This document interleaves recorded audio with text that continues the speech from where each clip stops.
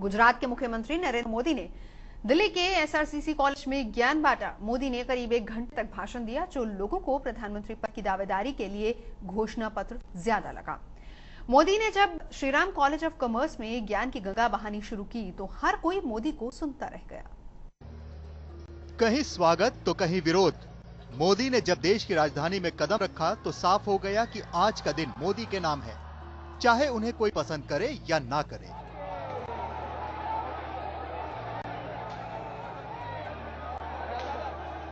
दिल्ली के Shriram college of commerce में भाषण देने के लिए मोदी जैसे ही पहुंचे, उन्होंने 2 तस्वीरें देखी। कुछ छात्र ऑटोग्राफ लेने के लिए टूट पड़े तो आयशा ने विरोध करने में पूरा दम लगा दिया। मोदी जब गुरु बनकर भाषण देने खड़े हुए तो उन्होंने साफ कर दिया कि अगला चुनाव किस मुद्दे पर लड़ा जाएगा। मैं जब गुड गवर्नेंस की चर्चा करता हूं तो मैं अपने मॉडल की बात करता हूं तो मैं कहता हूं P2G2,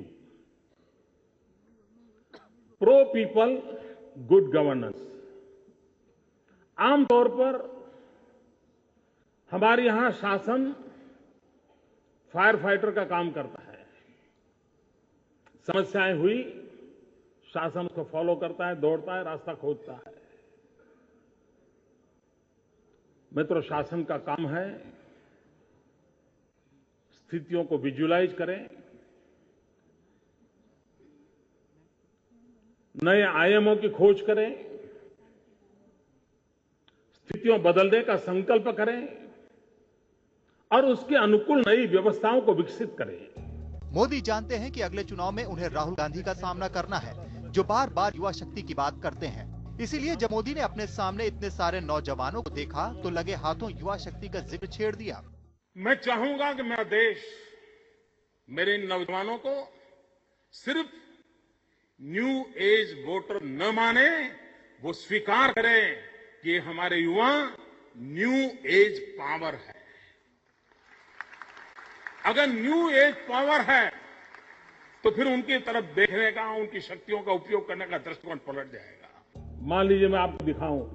मोदी देश की राजधानी में बोल रहे थे, लोग उन्हें प्रधानमंत्री पद का दावेदार मानते हैं। नौजवान जानना चाह रहे थे कि पूरे देश को लेकर उनका क्या विजन है, लेकिन मोदी यहाँ भी गुजरात के लिए अपने प्रेम को नहीं भूल पाए और ज्यादातर वक्त वो गुजरात की विकास गाथा सुनाते रहे।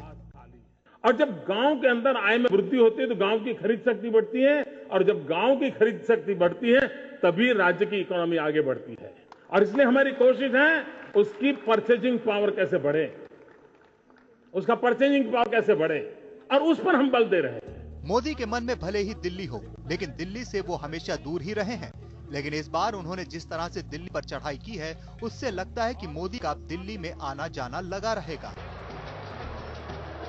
तेज के लिए दिल्ली से रीमा पराशर के साथ कुमार कुणाल।